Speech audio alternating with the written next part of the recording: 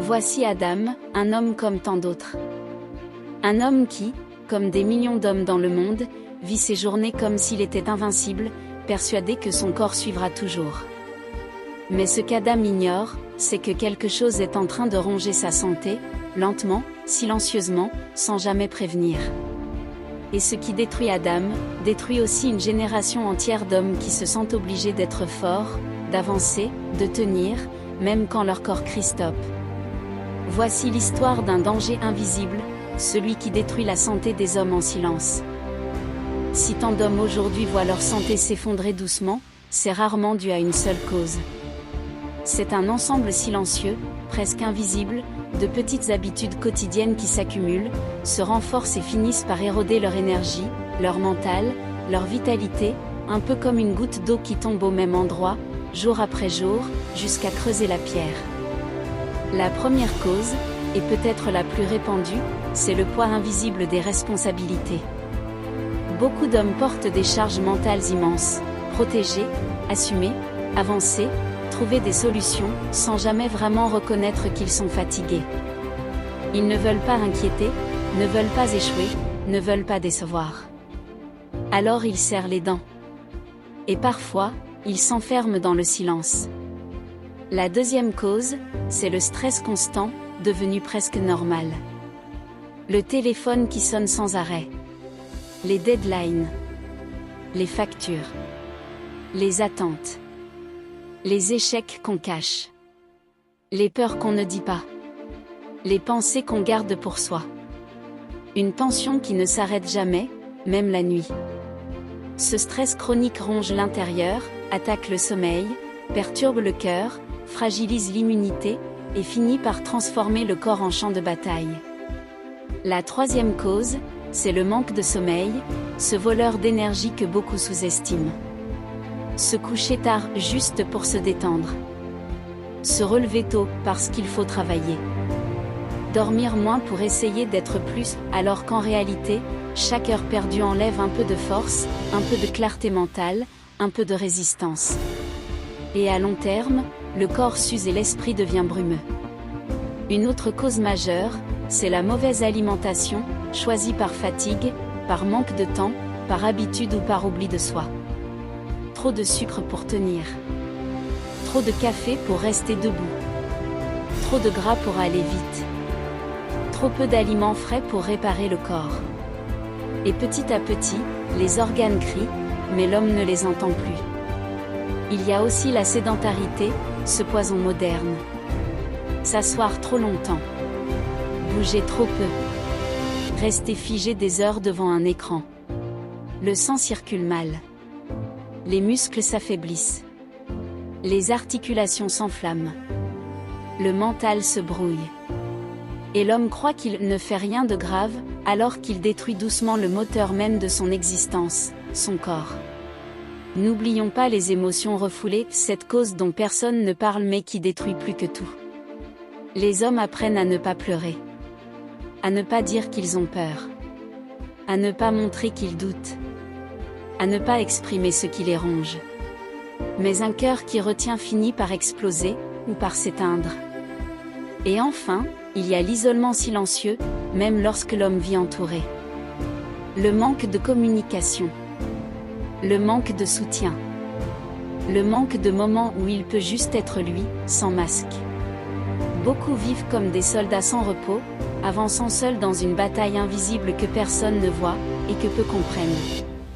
Toutes ces causes, combinées, créent une tempête intérieure que beaucoup d'hommes ignorent, jusqu'au jour où le corps dit stop. Jusqu'au jour où la fatigue devient écrasante, où la motivation disparaît, où les nerfs lâchent, où la santé décline.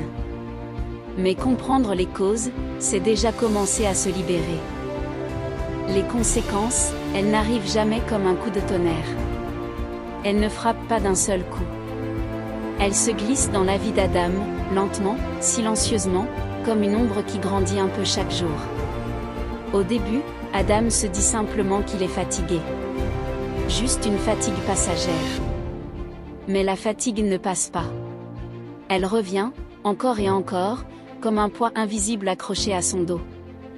Le matin, Adam se réveille en ayant l'impression de n'avoir dormi que quelques minutes. Ses yeux brûlent. Sa tête pèse. Son souffle est court. Et chaque geste, même les plus simples, devient un effort. Ce qui devait être un réveil, ressemble à un combat. Il se dit, c'est normal, tout le monde est fatigué. Alors il continue. Il insiste. Il pousse. Il force. Parce que c'est ce que les hommes ont appris à faire, continuer même quand tout crie d'arrêter. Mais son corps, lui, commence à parler. Puis à crier. Il se sent tendu, contracté, comme si quelqu'un tirait sur tous les fils de ses muscles. Son dos le pique.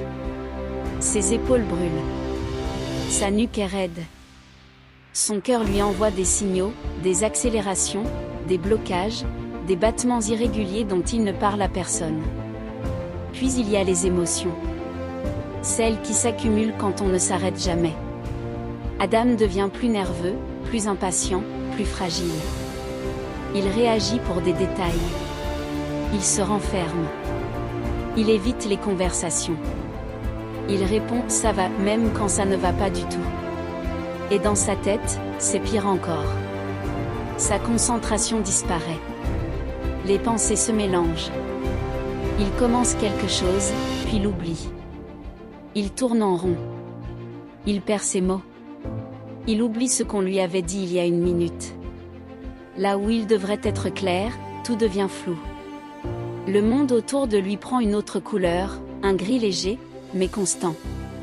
Une sorte de voile. Comme si sa vie avait perdu un peu de lumière.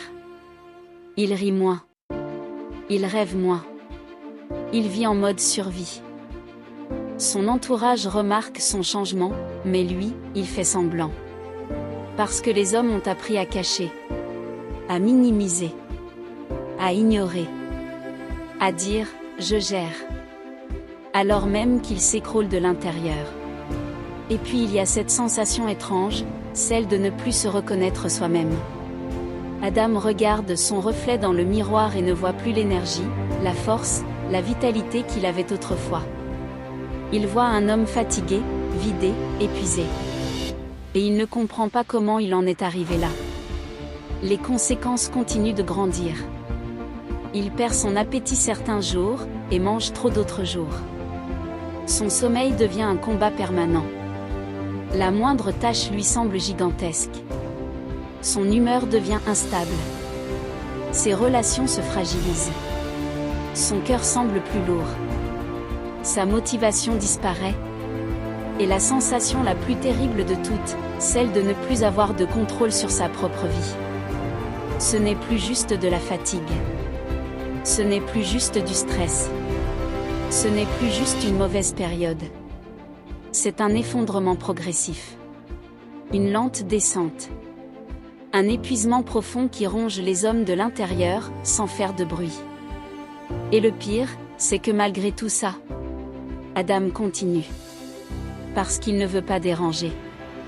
Parce qu'il ne veut pas inquiéter. Parce qu'il pense qu'un homme doit tenir. Mais les conséquences ne s'arrêtent jamais d'elles-mêmes. Elles s'accumulent, encore, et encore. Jusqu'au jour où le corps dit « je ne peux plus ». Et ce jour-là, même les hommes les plus forts comprennent qu'on ne peut pas continuer éternellement en sacrifiant sa santé en silence. Adam arrive dangereusement près de cette limite. Et c'est là que sa vie va changer. Après avoir vu ce qui détruit la santé des hommes en silence, il est temps de comprendre une vérité essentielle, on peut changer les choses. Rien n'est figé. Rien n'est perdu. Même lorsque le corps est fatigué, même quand l'esprit est saturé, même quand la routine semble impossible à briser, chaque homme peut reprendre le contrôle, pas en un jour, mais un pas après l'autre. La première solution, c'est d'apprendre à écouter son corps. Trop d'hommes ignorent les signaux simples, la fatigue persistante, les douleurs répétées, les nuits agitées, les émotions qui débordent. Ce ne sont pas des faiblesses. Ce sont des messages. Des avertissements. Le corps parle, parfois avec douceur, parfois avec urgence. Le premier acte de guérison consiste à l'entendre, vraiment. Ensuite, il y a l'importance du repos, un vrai repos. Pas juste se poser 5 minutes sur le canapé, mais dormir suffisamment. Respecter le rythme du corps. Se déconnecter régulièrement des écrans. Faire des pauses, même courtes, pour respirer, boire de l'eau, marcher un peu. L'énergie perdue peut se reconstruire, si on lui en laisse la chance. Une autre solution puissante, c'est de mieux gérer le stress non pas en le supprimant, mais en l'apprivoisant. Apprendre à ralentir. À respirer profondément. À faire du sport. À écrire ce qui pèse. À parler quand une situation devient trop lourde. Le stress n'est pas un ennemi à éliminer, c'est un signal à équilibrer. Et chaque homme peut le maîtriser en développant ses propres outils de calme. Il est aussi vital de rééquilibrer son alimentation, non pas en cherchant la perfection, mais en faisant petit à petit de meilleurs choix. Remplacer un repas gras par quelque chose de plus frais. Réduire un peu le sucre. Limiter la caféine. Ajouter un fruit, de l'eau, un vrai repas le matin. Ces détails simples changent littéralement la chimie du corps, l'énergie du cerveau, et même la stabilité émotionnelle. Pour beaucoup d'hommes, une solution essentielle consiste à bouger davantage. Pas besoin d'une salle de sport ou d'un programme compliqué. 10 minutes de marche par jour. Quelques étirements le matin. Monter les escaliers. Bouger le corps, même légèrement, c'est réveiller la circulation, réduire l'anxiété, renforcer le cœur, et redonner à l'esprit une clarté incroyable. Mais la solution la plus profonde, c'est d'oser parler. De dire quand ça ne va pas. De demander de l'aide. De partager ce qu'on porte. Les hommes n'ont pas été faits pour avancer seuls, même si on leur a répété le contraire. Un message, une conversation, un ami, un frère, un partenaire, parfois, une seule discussion suffit à alléger un poids porté depuis des années. Et surtout, il y a l'importance de se choisir soi-même.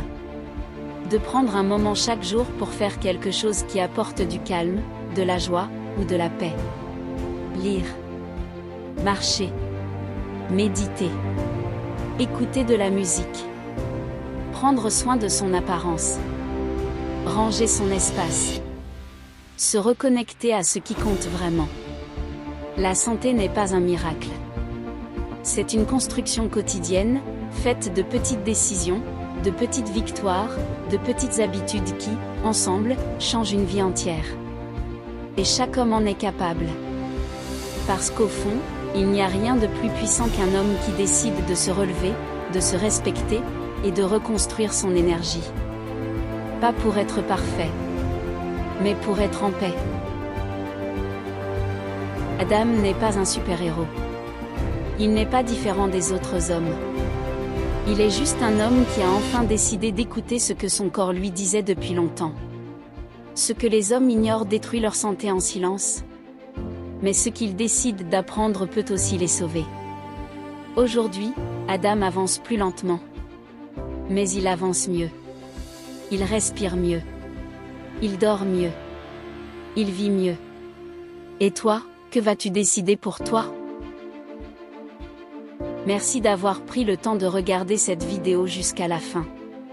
Si tu es encore là, c'est que l'histoire d'Adam t'a parlé, peut-être même qu'elle t'a rappelé quelque chose que toi aussi, tu vis en silence. Alors dis-moi, est-ce que tu t'es reconnu dans certains moments de sa vie ? Qu'est-ce qui, selon toi, détruit le plus la santé des hommes aujourd'hui ? Et parmi tout ce qu'Adam a traversé, qu'est-ce qui t'a le plus touché ? Ton avis compte vraiment. Parce que chaque commentaire, chaque partage d'expérience, peut aider un autre homme qui, lui aussi, pense qu'il doit tout porter seul. Si tu veux continuer cette aventure, si tu veux suivre l'évolution d'Adam, et si tu veux découvrir d'autres histoires vraies, profondes, et pleines de solutions pour améliorer la santé des hommes, alors abonne-toi dès maintenant. Active la cloche. Et rejoins-moi pour la prochaine vidéo, où on va encore découvrir comment comprendre son corps, et comment reprendre le contrôle de sa vie. Merci encore, vraiment. Et n'oublie jamais, ta santé, c'est ta force.